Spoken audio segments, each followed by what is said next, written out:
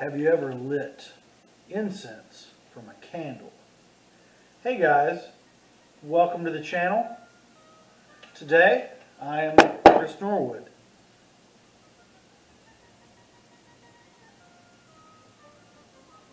And we're going to be ranking the studio albums by Nick Cave and the Bad Seeds. I gotta get my smoke. Gotta get my real life special effects going for this one. I'm on a journey to hear every song ever recorded, and I'm starting with the artists that I'm most interested in hearing. You know, we all listen to the music that we like, obviously, and Nick Cave and the Bad Seeds are on my list of what I think are my 230 favorite artists. I've got a pretty interesting relationship with Nick Cave and the Bad Seeds. I've always been a horror movie fan, and one of the most important horror movies of my teenage years, I was probably 11 or 12 when this movie came out. The highly acclaimed thriller from Wes Craven, Scream. This is the soundtrack to Scream 1. It's an excellent soundtrack. I actually have all four Scream soundtracks. I have the first three on physical media, and I downloaded the fourth one. Looking forward to the fifth one, by the way. But the Scream soundtrack and the movie, even if I didn't buy the soundtrack, the song Red Right Hand was heavily featured in parts of the original film Scream, and it really stuck with me. It really stuck with my mom, and we just really wanted to know more about this weird song by this band called Nick Cave and the Bad Seeds. Now, a lot of the other bands on this soundtrack are not really big names. You do have Moby and Marco Beltrami, but all the other bands are sort of unknown. And so you got Moby and Nick Cave and Bad Seeds. I wanted to check, and I already knew about Moby. I'm kind of a Moby fan. You know, he's kind of got a cool haircut. He's got some weird tattoos these days. But I bought this soundtrack, which is excellent. And even Red Right Hand has a weird place in the Scream universe because it's actually featured again on the Scream 2 soundtrack. I believe it's a little bit of a different version. It is. It's like a remixed version, which is good too. I discovered Nick Cave through my love of horror movies, which maybe I'll dive into on my YouTube channel. Right now, I'm kind of focused on the music. All about the music. Every song ever.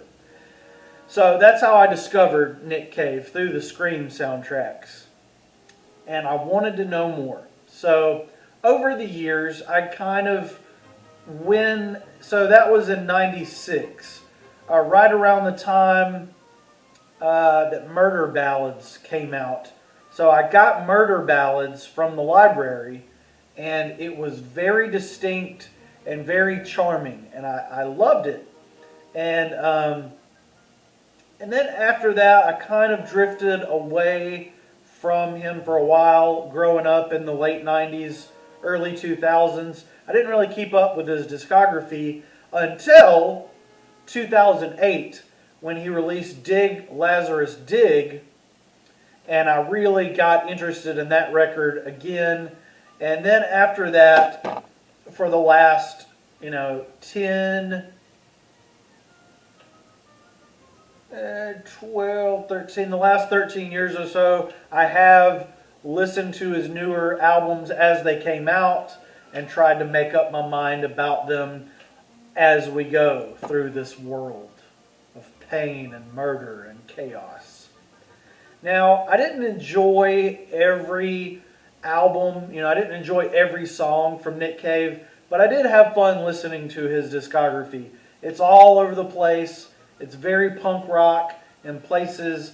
It's very spiritual in a lot of places, and there's just a lot to like. There's a lot to dislike too. So this is going to be a fun video. Um, this is my opinion, and I got to tell you guys, if you are new to the channel, which you probably are, because I'm not a success on YouTube yet. I'm working my way up. A lot of my ranking the albums videos are hot takes. I typically like newer albums by rock bands versus older albums, and that makes a lot of people mad. A lot of people say, the old stuff's better, the new stuff sucks. I'm not that kind of guy. I tend to fall in love with the band during their middle period and then enjoy what they do moving forward more than their early, whether it be 80s, 90s, or 60s, 70s, whatever. Let's get into the ranking of Nick Cave and the Bad Seeds. So this band has been around for a while. Their albums range from 1984 to present. Let's just dive into this, shall we? So many albums. There's 17 albums we got to get through. Coming in first and worst is going to be a 2013 album called, I can't even show you the full album art because there is a little bit of nudity on there. It's going to be Pushing the Sky Away from 2013, released in February. Recorded over a long period of time in France. It's 42 minutes. It's kind of average album length. And it says it was produced by another Nick L. and Nick Cave. The singles are We Know Who You Are, Jubilee Street, and Mermaids. But I just wasn't feeling, I just wasn't into this album. I just didn't particularly like the direction he was going with Push the Sky Away. I appreciated the nuances of the emotions, but I didn't like listening to it. Not bad. Nick Cave doesn't have any terrible albums that I hate. So I'm not hating on Push the Sky Away. It's just somebody had to come in last. And when you got 17 kids, they can't all be your favorite, right? So let's keep on moving. I think this next one is going to make people mad. And that's pretty cool. It's very punk rock. From Her to Eternity. I do like the album art. I do like the title. I like the length. It's 43 minutes. It's produced by Self and Flood. So there's just, like, the title track is okay. In the Ghetto is a pretty interesting version of that. But again, just this one was the first album by the band and one of the first ones other than Murder Ballads that I kind of gave a listen to. And whoa, it's very abrasive and not the best kind of abrasive, if you know what I mean. Again, not a bad album, not a great album. Let's move on to better ones. Now we're getting into, those were the two that I really just don't listen to. Like I've listened to them all the way through and it just wasn't grooving to anything. Now we're starting to get into albums already that are much, much better to my ears. Coming in next is going to be an early album. This came out about a year. I was almost a year old when this one came out. Kicking Against the Pricks. I love the album artwork. It's a little bit longer at 45 minutes. It's on Mute Records. Produced by Flood and Tony Cohen. Got some pretty good ratings from Pitchfork, Record Collector, AllMusic, the Rolling Stones, Spin, and Uncut. All gave it pretty darn good reviews. There was the debut of their new drummer, Thomas Wilder, expanding to a bigger band. Let's take a look at what's in here. So you got Muddy Water, I'm Gonna Kill That Woman, Long Black Veil, Hey Joe, The Singer, All Tomorrow's Parties, By the Time I Get to Phoenix, the Hammer Song.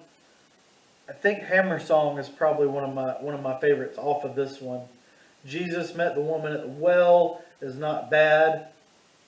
The CD and vinyl versions are a little bit different, but yeah, we're 3 albums in, and I'm pretty impressed with Kicking Against the Pricks.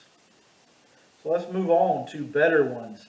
We got The Boatman's Call. The Boatman's Call, released March the 3rd, 1997 on, now this one is interesting. This one is a blues and jazz styled project. Into My Arms and Are You the One That I've Been Waiting For are the singles, which I enjoyed. And Idiot Prayer is one that he's been performing a lot lately. Just a lot of really interesting ways to make love songs, if I do say so myself, on The Boatman's Call. Buddy, you okay? Buddy. Hey, buddy. Ooh, that's an interesting note. On the next one is going to be an 88 release, 1988. Nick Cave and the Bad Seeds, Tender Prey. And beside this one, for some reason, I have Ugly. But I think I meant it in a good way. Ugly record, recorded in the winter of '87 in Germany and London. And this one has a nice blend of genres with post-punk, gothic rock, garage punk, gothic country, and blues. On Mute Records, again, the same producers he's been working with on a lot of these already. The Mercy Seat, one of his most well-known songs. It's not my favorite. I enjoy it from time to time. I remember the music video, and I enjoyed it. What else do we have here? Mercy, Slowly Goes the Night, Sunday's Slave, Sugar, Sugar, Sugar. Yeah, I like this one. Yeah, Tender Prey, again, it's kind of like The Boatman's Call. Pretty darn good album. Have nothing bad to say about these. Kind of getting a little bit neutral on Tender Prey, as well as the next one. Came out the same year. Your Funeral, My Trial. Guess what, guys? My incense went out. Your Funeral, My Trial is an interesting concept. I'm trying to try Scum. Scum was the lead single and only single. It was the single for some reason. Okay, I got my nuance going back. So for Your Funeral, My Trial, Cave said that particular record, which is my favorite of the records we've done, is very special to me, and a lot of amazing things happened musically in the studio. There are some songs on that record that, as far as I'm concerned, are just about as perfect as we can get. Songs like The Carney, the title track, Stranger Than Kindness. This is a great discography. A really interesting, great discography. And don't worry, guys, I will have more to dive into as we get closer to my greatest Nick Cave album of all time, in space and coffee. Your Funeral, My Trial. Coming in next is going to be The Good Son, released in 1990. I have particularly fond memories of listening to this one as well. Again, he's kind of all over the world when he's recording. This one was recorded in Berlin for parts of it. And let's just take a look. There is no difference in the track list on this one for vinyl and CD, if there is a vinyl. The Weeping Song, the Ship Song, the Hammer Song, the Witness Song. It's a really short album. There's 9 tracks. There's 9 longer tracks. But I don't have a lot to say about this one, but it's pretty darn good. Better than song. The next one is a little bit difficult to talk about. This came out the same year I did, a little before I did. It was recorded while I was in the womb.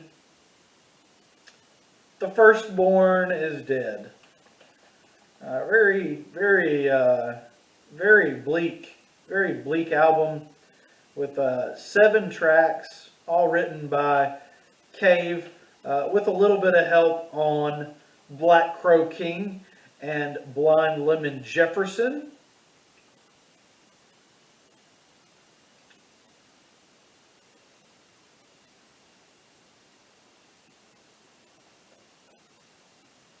Haunting. Now it's very sad and ironic, and I don't know what else. It's so in my ranking, and I did not do this on purpose. I wouldn't have done this on purpose, but Your Funeral, My Trial, The Good Son, and The Firstborn is Dead have all been ranked back to back, and then Skeleton Tree is next. Skeleton Tree is one that got my attention, and I know he's talked about it publicly, and there's even a film about it. Nick Cave's son passed away, and Nick Cave kind of dealt with it differently than other people would have. He went to the place where it happened, and he recorded music near there. And let's just take a look at this. It's from, I gotta show you, there we go, Skeleton Tree. Wow. During the sessions, Cave's 15-year-old son, Arthur, died from an accidental cliff fall. Most of the albums had been written at the time of Cave's son's death, but several lyrics were amended by Cave during subsequent recording sessions featuring death, loss, and personal grief.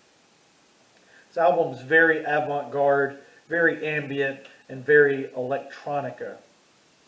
It's one of his shorter albums, not quite at the 40-minute mark, but Jesus Alone, Skeleton Tree, and I Need You were the singles from the record. I don't know how well they performed. I've never heard Nick Cave on the radio. I've only heard him on Scream soundtracks and when I go and seek him out. But man, this point in my ranking of the Nick Cave and the Bad Seed albums is where things start to get really good. Skeleton Tree had some things that I did not enjoy listening to, but it was kind of part of the point. It's uncomfortable. But Jesus Alone is a really great one. The Rings of Saturn, and just really great. This album actually went to #1 in several places around the world, and that's pretty impressive for not a household name band. So let's get into a little bit of more upbeat stuff, if you can. Man, this album is wild. Very, again, in the ambient and electronic thing that he's kind of been going with for his later albums. Ghost Teen has got to be next. And this one, Let's see what it is about this one that I really enjoyed.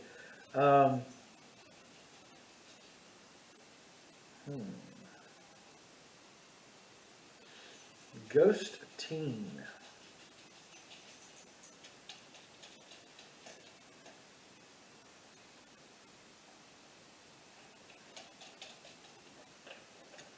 Let's see, what do we got? Spinning. Okay, guys, I figured out the opening cut, spinning song at 4 minutes and 43 seconds is the thing that I love most about Ghost Teen. Now, the rest of it is pretty darn good. But let's get to some more goodness by Nick Cave and the Bad Seeds. We are getting there. Coming in next is going to have to be, it's got to be, 1992's Henry's Dream. Love the album artwork. The singles are Straight to You and I Had a Dream, Joe.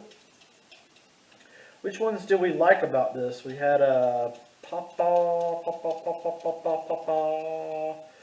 Won't Leave You, Henry. And yeah, Papa Won't Leave You, Henry is the highlight for me. And just really, really cool stuff there. I'm getting ahead of myself. Coming in next is going to be Nocturama.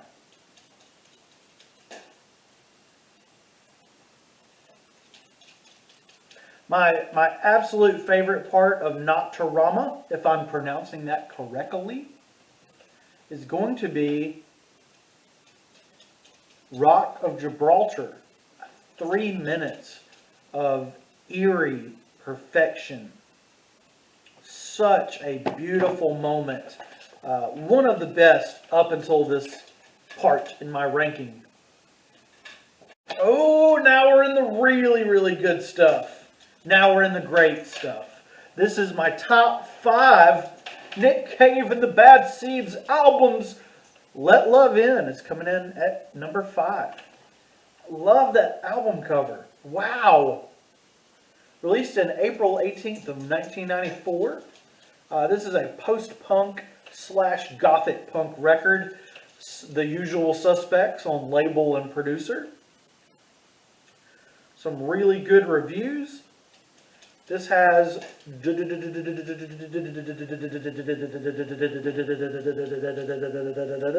You Love Me? Nobody's Baby Now,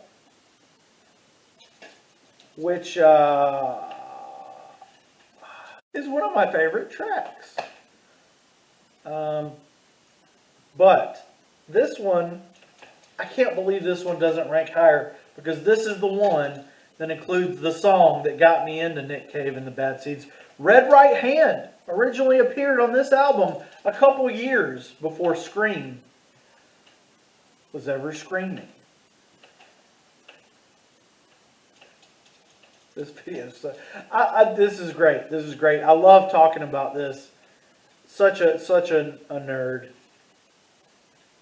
So Let Love In, not to be confused with the Goo Goo Dolls song. This is different. Now we're in my top 4. This is where things get really, really freaking good, guys. Obviously. Top 4. Dig, Lazarus, dig! Oh, yeah. Lazarus, dig yourself. Lazarus, dig yourself. Lazarus, dig yourself. Lazarus, dig yourself. Lazarus, dig yourself. Lazarus, dig yourself. Lazarus, dig yourself. This next one, I'm going to pronounce it wrong, and I don't care, because I enjoyed the heck out of listening to it. Abattoir Blues / The Lyre of Orpheus. I don't know, maybe I pronounced that right. Did I? Maybe not. It's the 13th studio album by Australian alternative rock band. Released September 20th, 2004 on Mute Records. It's a double album with 17 tracks. Now, I enjoyed Hiding All Away, There She Goes, Nature Boy, and Supernaturally are the must listens. For me, if you're listening to me on this video, those are the tracks to go and get. Of course, after you finish grooving to Lazarus Dig Yourself, Lazarus Dig Yourself, and Red Right Hand, these are the ones you should go to next. Obviously, Red Right Hand, hands down, one of the greatest songs ever. But Hiding All Away, There She Goes, Nature Boy, and Supernaturally. Woo! Do not miss this double album, guys. I didn't really like the album art, but man, what was within those walls. Within those walls. Those empty walls. Now we're here. Oh my goodness. It gets better and better. What are your favorite Nick Cave and the Bad Seeds albums? For me, my second favorite is going to have to be 2001 record, No More Shall We Part.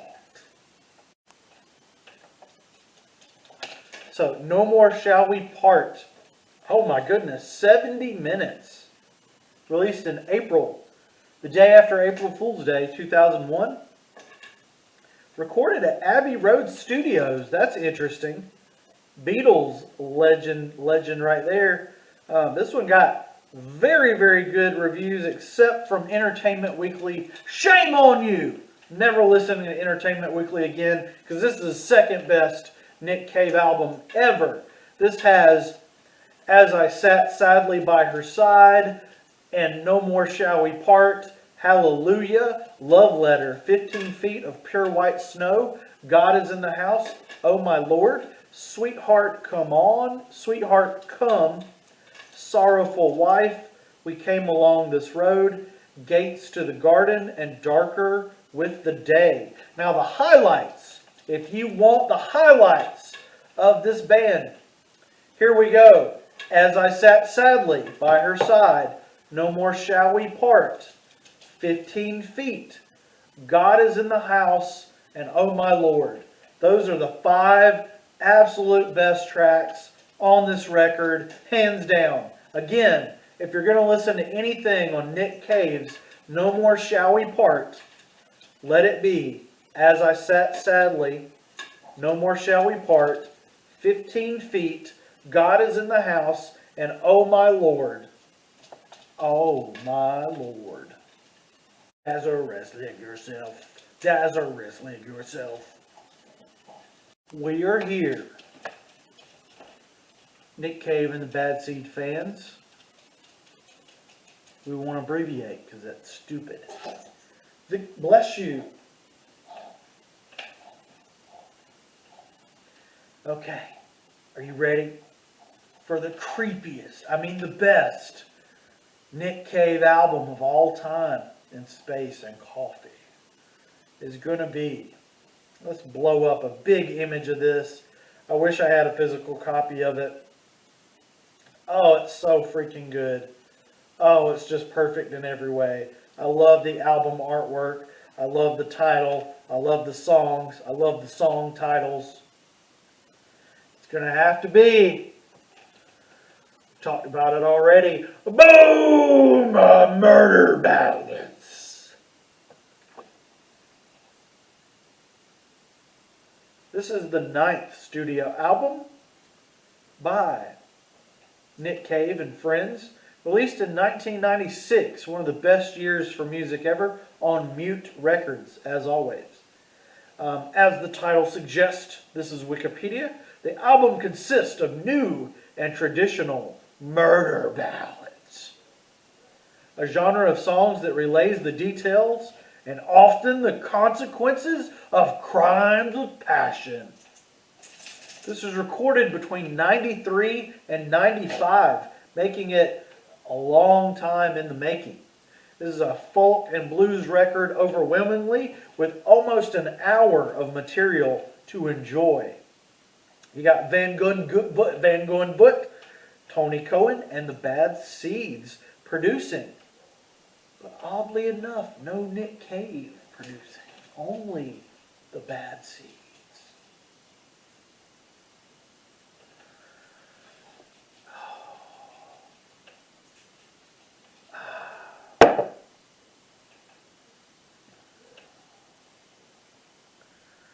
The singles were Where the Wild Roses Grow and Henry Lee,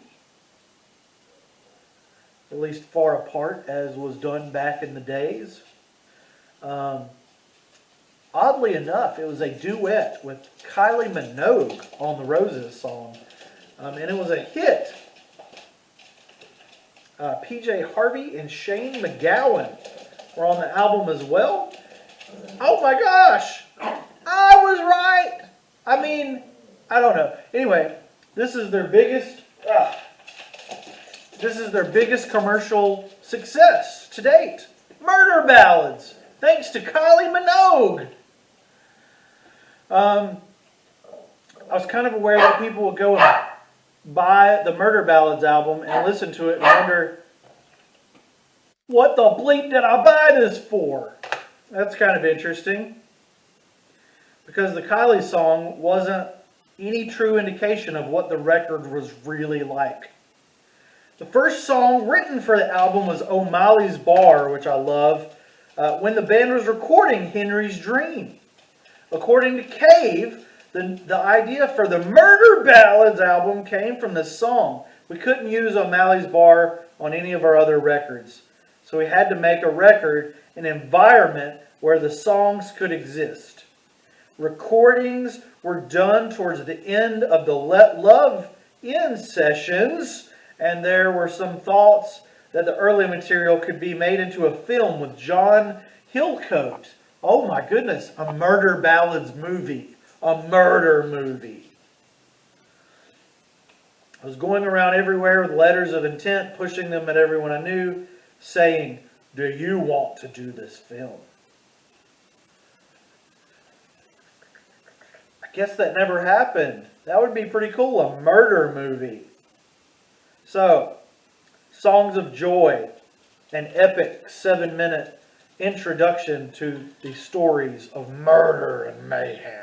Stagger Lee got me pumped up pretty quick for this record, as well as Henry Lee with PJ Harvey featured on that track. Lovely Creature is a good one. Where the Wild Rose Grows was, the biggest song for the band. I don't know if it was due to the Kylie Minogue feature, but it was a great song. The Curse of Millhaven is another favorite of mine. It's almost 7 minutes, but it does not feel like it. Kindness of Strangers is a real highlight over his entire discography. Absolutely love The Kindness of Strangers.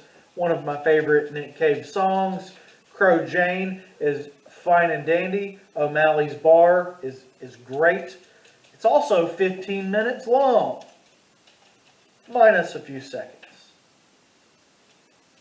That's going to bug me. It's 14 minutes and 28 seconds. And then the epic closer. Death is not the end.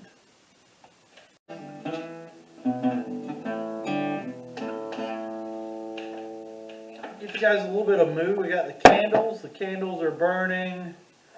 We got incense burning. Oh man, death is not the end. I love, and it was something that I had such a great memory with my mom with when we heard this song. The way that this song is written, it just makes you feel like it can be taken in the happy way, like just remember that death is not the end. But it's also kind of like the song is saying, death is not the end of your sadness, of your loneliness, of not having friends. And death is not the end of you losing all that you hold sacred um, and being destroyed. It's very, very dark. When you're standing on the crossroads that you cannot comprehend, just remember, death is not the end. You're going to continue not comprehending. The storm clouds are going to continue to gather around you. The heavy rains are going to continue to fall. Oh my gosh, this is oh my gosh. Let's just rip through this. If I get a copyright, I get a copyright. What the heck? Maybe I'll do a different spin on it, maybe not.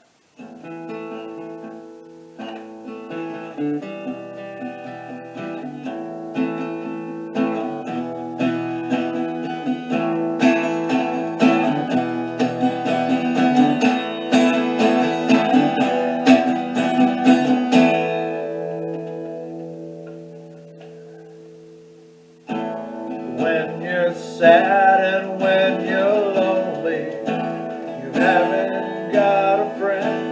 Just remember, death is not the end.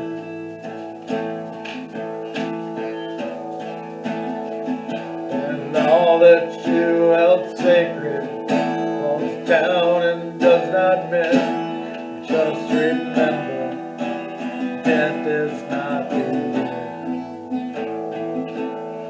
Oh man, it's tearing me up inside.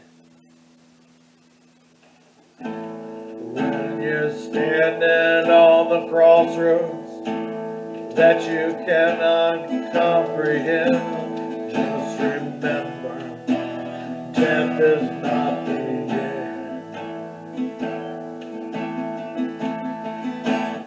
All your dreams have vanished, don't know what's up there. Just remember, death is not the end. Not the end. No, not the end. Just remember, death is not the end.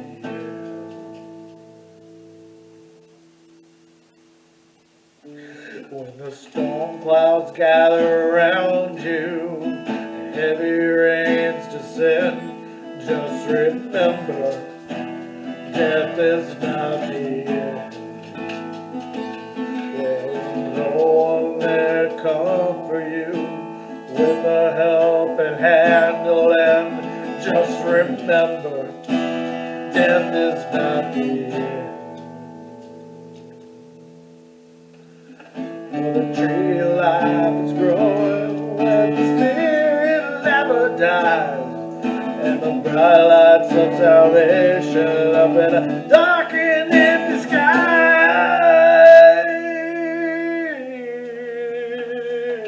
When the cities are on fire with the burning flesh of men, just remember, death is not the end. When you're searching vain to find some law-abiding citizen, just remember, death is not the end. Not the end. Not the end.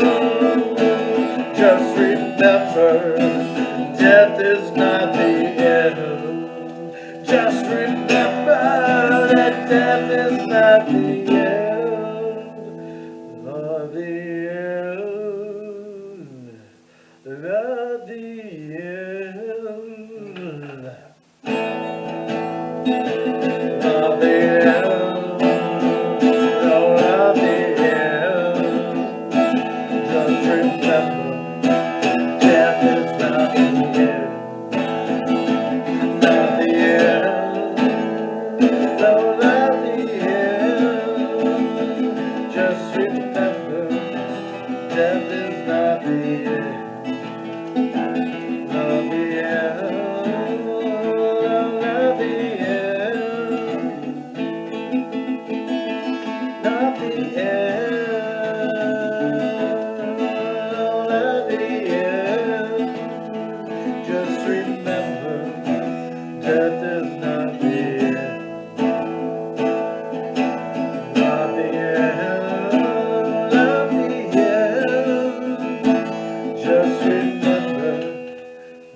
death is not the end.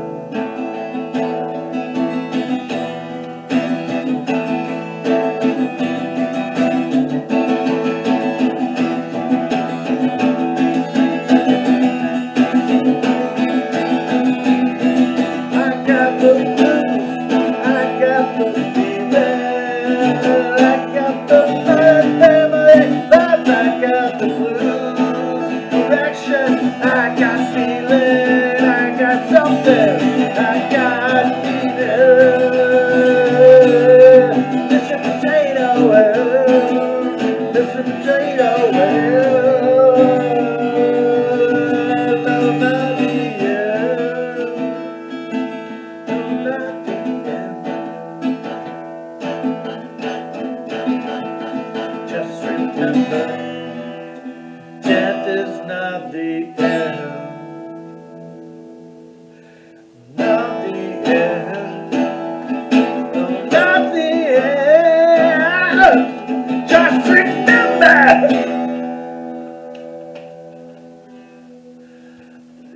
death is not the end.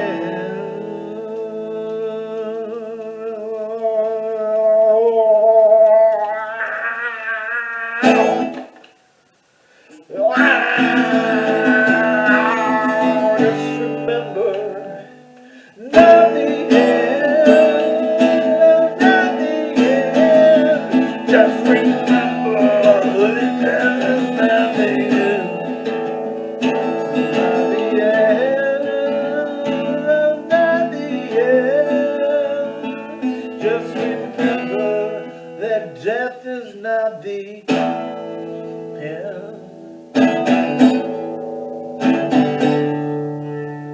Just remember that death is not the end.